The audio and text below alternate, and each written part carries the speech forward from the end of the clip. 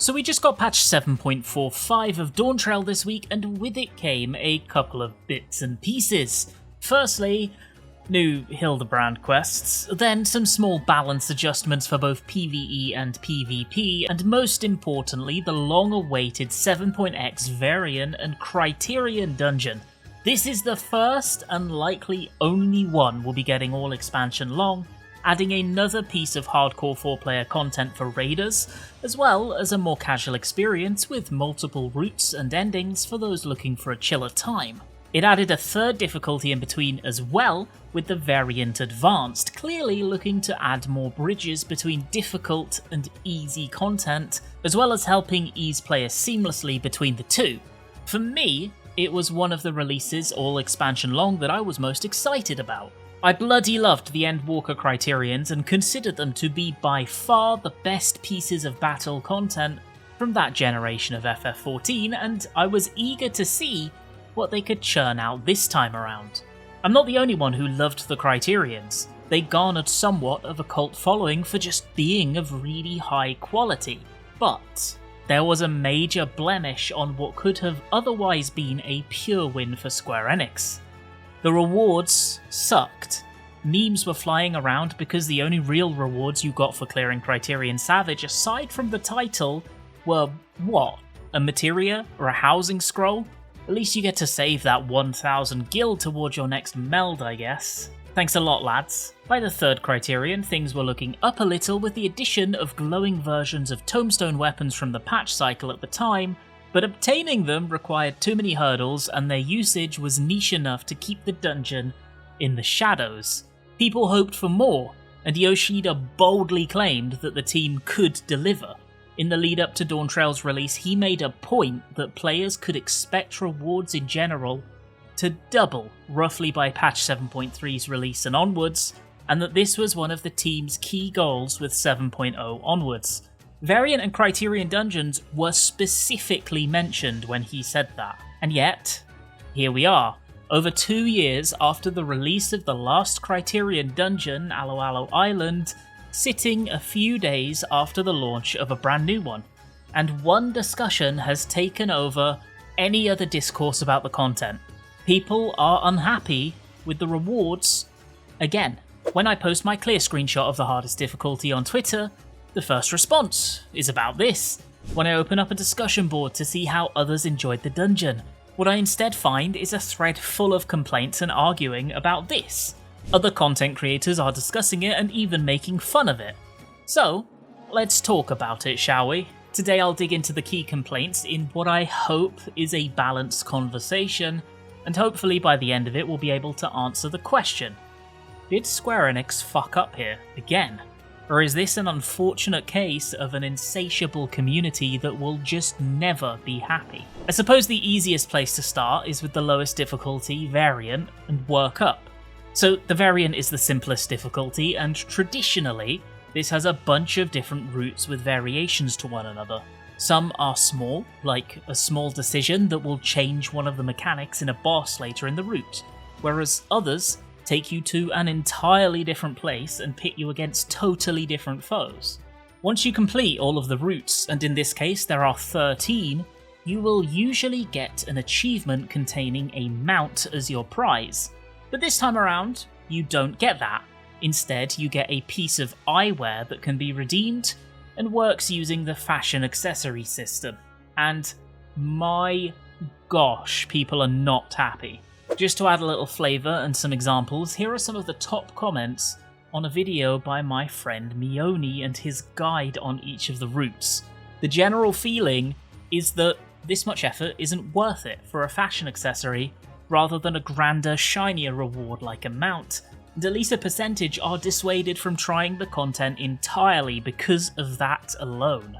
On the other end of the spectrum, Criterion, the highest difficulty since its Savage version has been removed from the game in the newest iteration, has long received complaints that it is pointless from a rewards perspective. You can obtain practically everything without doing it at all, so why would you even bother? There are many players who just aren't too interested in getting involved with content that takes an amount of perceived effort if there isn't a chase item or gear upgrade waiting for them at the end of it all. To make things clear, I personally don't really hold this value. To an extent, I am there to complete a new raid or piece of battle content for the love of the game and an excuse to play with my friends. That's why I was there for Quantum 40 in 7.35. Just the title was enough for me.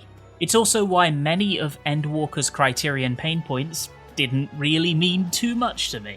I wasn't there for the rewards in the first place, so why did it matter to me if there were any, or if they were substantial enough? But it's fair to say that this isn't the complete story, and that my point of view doesn't represent the player base in totality. Many will share my opinion that content is to be enjoyed, and if it's fun, everything else is secondary. But others have a different one, that rewards act as an incentivization to do it in the first place. Really, when you boil it down to its base components, MMOs are all about showing off in the first place anyway. You chase goals to either gear up to a really high item level so that you can stick your chest out proudly with your cool max level equipment, or you want to wear a rare title, glamour, mount, or minion.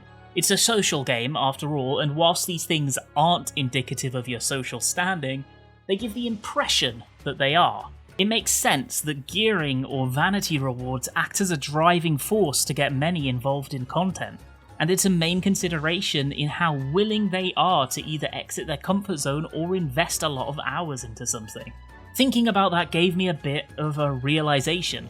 Well, I already knew it, but it made me more acutely aware of it. I am always happy to try a new piece of FF14 content until completion, knowing that it will generally give me a good time. I won't regret it, even if there aren't any rewards. But will I stick around and farm? Will I keep coming back for weeks? Probably not. But FF14 content needs to be repeatable. Yoshida has said this himself. In fact, Square Enix have even stated fairly recently that they want their new releases to be enjoyed by a wider array of player, even if that means they might release slightly less content overall. They want you to spend more time in each piece of content. If that's the case, you need to do all you can to bring in everybody.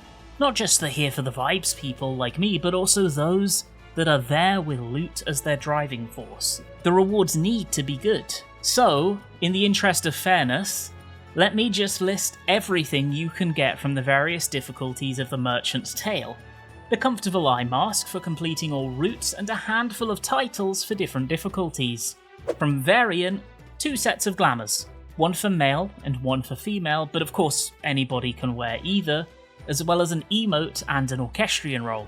From Advanced, a magic carpet mount, fashion accessory, minion, hairstyle, housing item, and a set of accessories that can be used for glamour, and actually they're really quite cute. I can see these being a bit of a chase item if I'm being totally honest.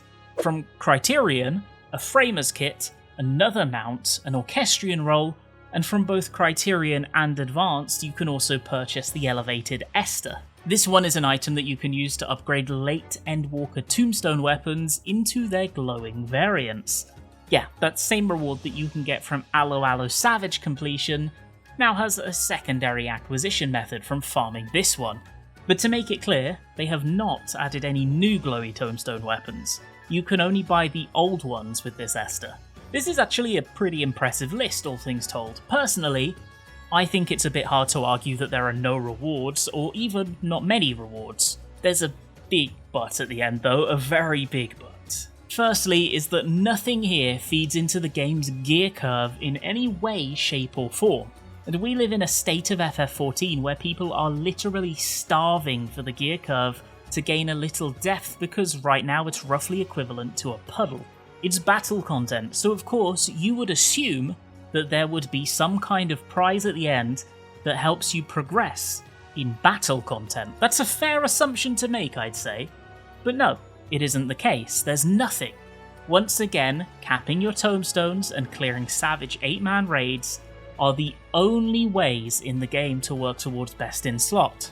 Nothing else. And there will be nothing else until the catch-up patch. That is despite the fact that a piece of 4-man endgame battle content has just released midway through the patch cycle with a difficulty that targeted high-end raiders. It's bizarre, if I'm being real. Now, this isn't a Criterion exclusive issue, to make it clear, and fixing it permanently right now is an impossibility. This is just another example of an issue in the game that has slowly but surely reached boiling point over years on years. Final Fantasy XIV's gearing system is archaic, boring, and so committed to following tradition that it has seemingly forgotten that gear in MMORPGs is supposed to be exciting. It's supposed to be about decision making and character growth. You are supposed to care about it. Instead, the developers have made it into a formality that players must trudge through before they get to do the fun new shiny raid thing that just released. The only long-term solution is reconsideration on endgame gearing from the ground up. Whilst I don't have faith, I do have hope that we might see tentative steps towards this in the 8.x patch cycle. Secondly, players have an expectation on what they will be receiving from a Criterion and variant update now, thanks to the fact that we got 3 of them in Endwalker. Anything less, and there will inevitably be disappointment. You have to meet expectations or exceed them. Once Pandora's box is open, you can never really fall below them. That's a problem. Player expectations nowadays are that there will be a mount for completing each of the variant dungeon routes, and another expectation is that we should have received glowing versions of dawntrail tombstone weapons for purchase in some way through Criterion, because we've gotten both of those things in the past. Is it fair to have that expectation? Well, I'm a bit on the fence. So, for example, I do like the fact that practically every reward is available from the vendor in exchange for currency, even if a number of them also drop directly from the loot chests at the end themselves. It acts somewhat as a pity system for poor luck, and it also allows for window shopping and target setting before players hop into the action. I like that they added so many things here, and I also personally don't mind that they tried something new with a glamour item from the Roots collection. But these messed with player expectations just at a time where releases are supposed to garner goodwill rather than hamper it. If I'm going to be honest, the lack of tombstone weapon rewards is especially baffling when you consider that you can buy Aloe weapons with tokens from the Merchant's Tale. Why not new weapons? What's going on with that? Did they not want to commit developer resources to it? We could have had all 3 dawntrail tome weapon sets with the same expansion-wide themed glow and made it purchasable from, incidentally, 3 pieces of sidelined battle content that came out this expansion already. 1 for Criterion, 1 for Chaotic, and 1 for Quantum. Remove some of the silly hurdles that the Aloe versions had, and make them an alternative method of obtaining tome item level weapons, and provide another method to upgrade them to be equivalent to Savage item level. This could be another grind, or a weekly locked activity, I don't know, and I don't really care. It could have been something, it's a free win. To circle back on that battle content having no battle rewards pain point, this is one of them, but I'd like to raise another. This one is the most obvious, I feel, and I am genuinely shocked that Square Enix has continuously failed to experiment with sprinkling these in as rewards for more pieces of content. Twines and coats, the upgrade materials for tombstone gear to bring it up to best in slot. For like a decade at this point, these have been the bane of statics and party finder alike and acted as the real time-gated funnel of FF14's gearing system. You get 1 per week from the second turn, and 1 per week from the third turn, and only 1 person in the raid will win them. Otherwise, you need to use books, and oh, you most certainly will be using books, because practically every job needs a bunch of them on their path to best in slot. Assuming worst possible luck, upgrade materials are in general the slowest part of your set to complete, and they make alt jobs an absolute nightmare. The Savage coffers are light work in comparison. Despite this, there is no other source for them whatsoever until the catch-up patch. After that, you can get them from Alliance raids and hunts like some kind of consolation prize. You reach Pity, and now you can finally gear up. Why on earth are these not purchasable with Criterion currencies? If you don't want to add gear specific to it, and you're ditching the idea of adding an augmented glowing tombstone weapon, why not use it to combat the worst pain point the gearing system has with an alternate acquisition method? It costs you practically zero development time as well, because it already exists, it's there. The gearing system needs it. Fill the gap, serve the new content, and give raiders a reason to repeat it to make alt gearing a little less horrible. Square Enix really need to stop being so precious over the way they handle best in slot, and reserve anything worthwhile for Savage or catch-up patches, because they actively harm these newer types of side content like Quantum and Criterion, sending them out to die instead of trying something new.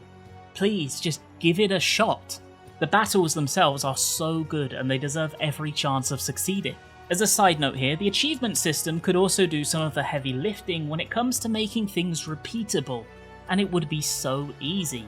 They've removed Criterion Savage in the dawntrail iteration, yet it could have been there with practically no development resources used. Bake it into an achievement. Just add a flawless run achievement with a title, and for most intents and purposes you have a Savage variant that a small percentage of people will chase. Just add a bunch of these as challenge modes. Add one for clearing Advanced Undersized with 2 or 3 players. One for doing it with a weird composition or under an additional requirement. Just titles, as rewards are small, but them being niche and rare makes them desirable, and each one is a potential playthrough run that feels fresh, whilst players are going through them anyway to gain their items. Yes, this is absolutely an idea that World of Warcraft has done, but sometimes you should just yoink the good ideas and let them augment what magic you've already created. Whilst I'm throwing out side complaints, Variant encapsulates the worst of the loot system in Instance. Reward chests that just drop a currency or some trash fireworks to pop. It's all just filler, and the magic prisms are utterly pointless. They just feel bad to obtain in the first place, to the point where I genuinely rather get nothing at all. Surely they can and should rethink this. To circle back, before dawntrail, Naoki Yoshida claimed that they would be aiming to increase rewards with the pursuit of doubling it by patch 7.3. That date has come and gone, and whilst I haven't done the math, I do think in regards to certain pieces of content that probably tracks as having an element of truth. At least it's likely increased. I doubt it's doubled. But the caveat is that the majority of those additions to the reward portfolio are new types of rewards, not a larger quantity of what already existed. Fashion accessories and framers kits, which are nice to have and are a positive addition, but they don't act to fulfill a replacement of what people want and what they've been asking for. It's like skirting around the problem with stopgap measures, rather than just addressing what people have explicitly been asking for so long. So, do I think Square Enix messed up here? Honestly, yes. I've given them a pass previously for issues with reward structures, including in regards to Quantum, in the hopes that they were just finding their feet because there were elements of improvement. But this variant and Criterion is its 4th release, and a pain point that they knew they had to ace. Yet still, no risks were taken, nothing was fought, and nothing was gained. They talked about reconsidering everything, so please, reconsider from the ground up how you want to reward your players for playing your game, how you want to incentivize them to repeat content, and how you want to make them excited about drops that will help them further their goals, whatever they may be. For some, you're doing a great job. For others, please consider the gearing loop and the expectations that you've set in the past. Old habits die hard, but some really do need to die at this point.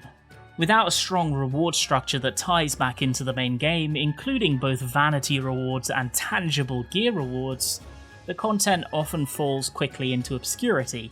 But more than this, without systems that incentivize people to keep coming back, such as achievements, long-term rewards that link to both systems, and more, all content has the unfortunate fate of becoming antiquated in just one patch. Which is a crying shame really, because once again, the content that comes out, especially in regards to raids, is so good. Just let it succeed.